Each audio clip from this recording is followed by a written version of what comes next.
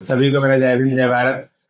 मैं आज आपके सामने यहाँ पर क्लास 10th फिजिक्स का लेक्चर नंबर 3 लेकर आया हूँ, जो कि क्या चल रहा था इसमें। प्रकाश का परावर्तन क्या चल रहा था? प्रकाश का परावर्तन यानी कि रिफ्लेक्शन ऑफ लाइट चल रहा था। तो उसमें आप लोगों ने कहाँ तक पढ़ लिया था? अवतल दर्पण और उत्तल दर्पण के लास्ट लेक्चर में क्या हुआ था? उपयोग हुए थे, वो हम लोगों ने अच्छे से कवर किए थे। उसके अलावा प्रकाश का परावर्तन उसमें समझा था, प्रकाश के गुण समझे थे, और प्रकाश के परावर्तन के दोनों नियम देख लिए थे अच्छी प्रकार से। तो आप लोगों ने उनके नोट्स भी रेडी किए होंगे और उन लेक्चरों को अच्छे से देखा भी होगा, और अपने दोस्तों को ज्यादा से ज्यादा शेयर भी किया होगा, या छोटे भाई बहनों को भी शेयर किया होगा। तो आप लोगों को वो लेक्चर बहुत ज्यादा हेल्प दे रहे होंगे, और ये भी लेक्चर आपके लिए इम्पोर्टेंट रोल प्ले करने वाला है। तो आप लोग बताते रहिए। इस टॉपिक पे मैं वीडियो लाता रहा हूँ। और उसके अलावा मैं ये आपका चैप्टर रिफ्लेक्शन ऑफ लाइट है, जो इसमें कुछ ज्यादा बचा हुआ नहीं है। इसमें क्या बचा हुआ है? अवतल दर्पण की जो स्थितियां होती हैं 6, यानी कि उनसे बनने वाले प्रतिबिंब जो होते हैं, और उत्तल दर्पण की जो स्थितियां होती हैं 2, वो बतानी है। फिर उसके बाद न्यूमेरिकल आ जाता है, और एक छोटा सा टॉपिक और है, उसमें आवर्धन आवर्धन पूछा जाता है, तो वो आ जाएगा। फिर उसके बाद यही चैप्टर वहीं पर समाप्त हो जाएगा।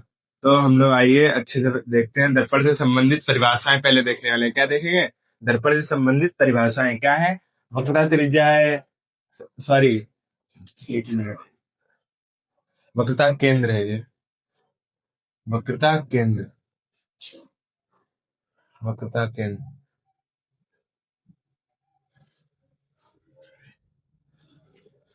क्या है? वक्रता केंद्र गोलीय दर्पण जिस कांच के खोखले गोले का भाग होता है, उसके केंद्र को ही क्या कहते हैं? वक्रता केंद्र कहते हैं। यानी गोलीय दर्पण जो होता है, हम लोग कैसे दर्पण को बनाते हैं? एक गोला होता है, उसे काटते हैं दर्पण को, ठीक है, उसमें से हम लोग दर्पण निकालते हैं, और एक भाग पर हम लोग पॉलिश कर देते हैं, दूसरे भाग को हम लोग परावर्तक बना देते हैं। यही क्या होता है? दर्पण होता है ना?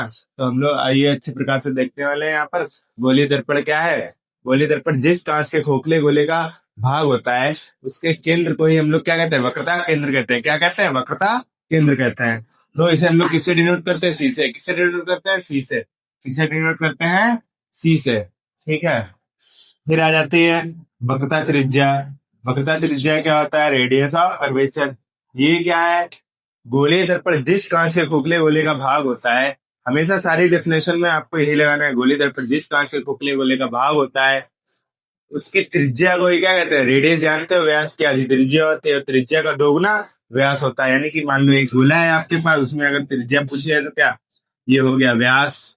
व्यास की आधी त्रिज्या हो जाती है। यही होता है ना। परिधि पूछी जाती है तो इसके चारों ओर का चक्कर जो होता है वो परिधि होता है। ठीक है। तो परिधि तो आपसे पूछा नहीं गया, त्रिज्या पूछी गई, तो क्या आप परिभाषा बनाएंगे? गोली दर्पण जिस कांच के खोखले गोले का वह भाग होता है जिसकी त्रिज्या को ही हम लोग क्या कहते हैं? वक्रता त्रिज्या कहते हैं। इसे हम लोग किससे डिनोट करते हैं? रेडियस होता है इंग्लिश में, तो इसे किससे डिनोट करते हैं? आर से डिनोट करते हैं। यही हमारा डायग्राम बन गया। फिर आ जाता है दर्पण का ध्रुव, यानी कि पोल ऑफ मिरर। क्या है? Pole of mirror. ये क्या होता है? गोलीय दर्पण के परावर्तक तल के मध्य बिंदु को ही हम लोग क्या कहते हैं? दर्पण का ध्रुव कहते हैं। यानी कि जो गोलीय दर्पण होता है, उसके परावर्तक, परावर्तक का मतलब समझते हो, जहां से रिफ्लेक्शन होता है, उसके ही उसके मध्य बिंदु यानी कि सेंटर को क्या कहते हैं? हम लोग क्या कहते हैं? गोलीय दर्पण के मध्य बिंदु को ही क्या कहते हैं? परावर्तक तल के मध्य बिंदु को दर्पण का ध्रुव कहते हैं। तो ये आप लोगों को डेफिनेशन अच्छे से क्लियर हुई होंगी। इसके आगे की डेफिनेशन हम लोग देखने वाले हैं। 2 डेफिनेशन और बची हुई, वो देख लेते हैं, फिर आगे चलते हैं।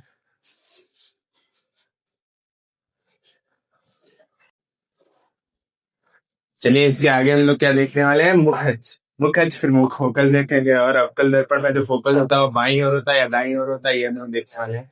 तो क्या है मुख्य अक्ष? क्या होता है? यानी कि प्रिंसिपल एक्सिस। गोलीय दर्पण के वक्रता केंद्र को उसके ध्रुव से मिलाने वाली रेखा को हम लोग क्या कहते हैं?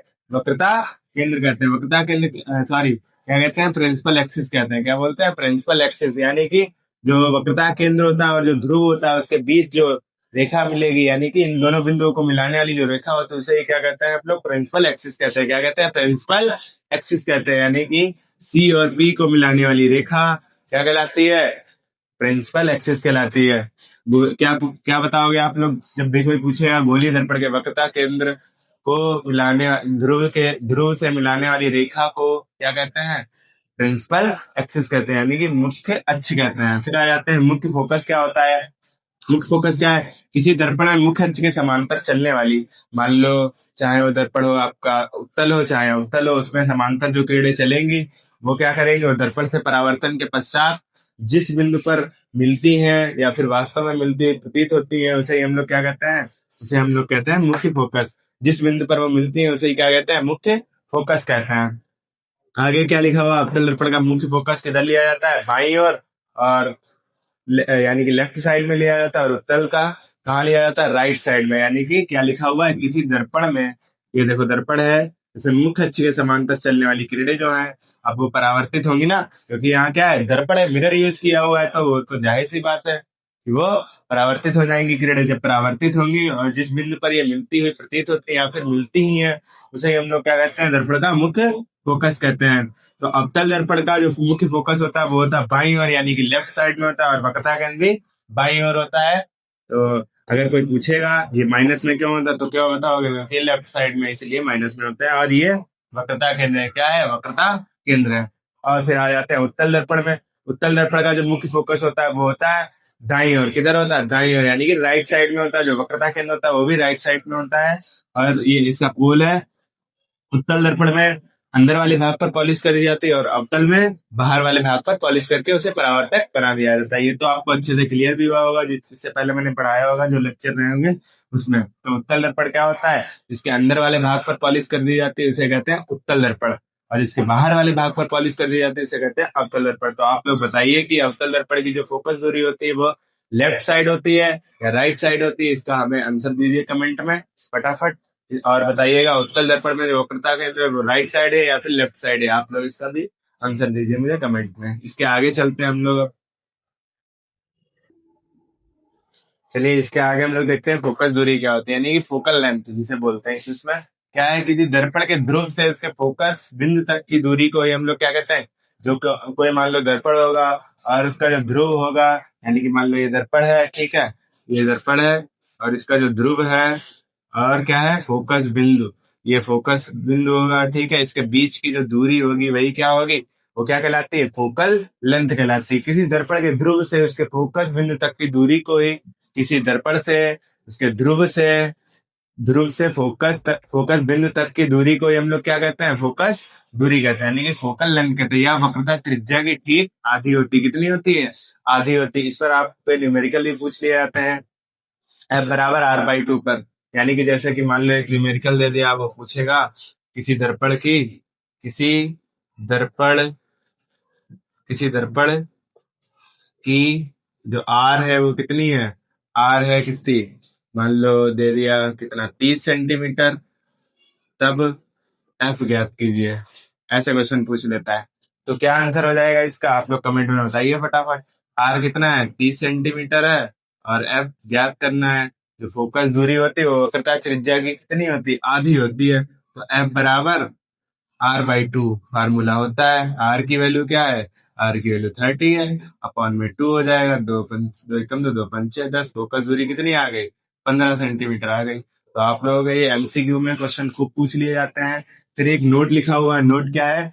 उत्तल दर्पण की फोकस दूरी धनात्मक यानी कि पॉजिटिव होती है। उत्तल दर्पण की फोकस दूरी किधर होती है? दर्पण के किधर होती है? राइट साइड में होती है। किधर होती है? राइट साइड में होती है, इसलिए क्या हो प्लस में होती है। और अवतल दर्पण की फोकस दूरी लेफ्ट साइड में होती है, इसीलिए वो निगेटिव होती है। किसमें होती है? निगेटिव में होती है। तो आप लोगों को ये अच्छे समझ में आया क्या होती है फोकल लेंथ? किसी दर्पण के ध्रुव से उसके उसके फोकस बिंदु तक की दूरी को हम लोग क्या कहते हैं? फोकल लेंथ कहते हैं। क्या कहते हैं? फोकल लेंथ कहते हैं। यह वक्रता त्रिज्या की कितनी होती है? आधी होती है। कितनी होती है? आधी।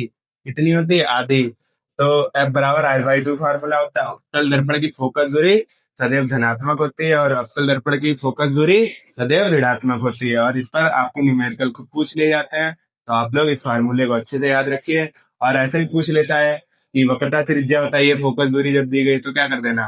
तब हो जाएगा हमारा फार्मूला, जब आर पूछ ले, आर बराबर क्या हो जाएगा? 2f हो जाएगा। यानी कि फोकस दूरी दोगुनी होती है वक्रता त्रिज्या की। तो आप लोग अच्छे से बता सकते हैं ये, ठीक है। तो आज का लेक्चर यहीं पर बस समाप्त करते हैं। तो इसके आगे हम लोग क्या लेकर आएंगे? इसके आगे हम लोग पहुंचेंगे उसमें दर्पण से संबंधित जो क्या बोलते हैं, जो प्रतिबिंब बनाने के नियम पढ़ेंगे। फिर उसके आगे अवतल दर्पण से बनने वाली 6 प्रतिबिंब पढ़ेंगे और फिर उत्तल दर्पण से बनाएंगे प्रतिबिंब।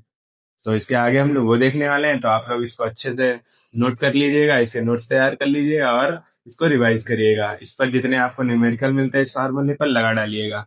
तो आप लोग जुड़े रहिए मेरे साथ और शेयर करते रहिए वीडियो को, ज्यादा से ज्यादा लाइक करिए, कमेंट करिए।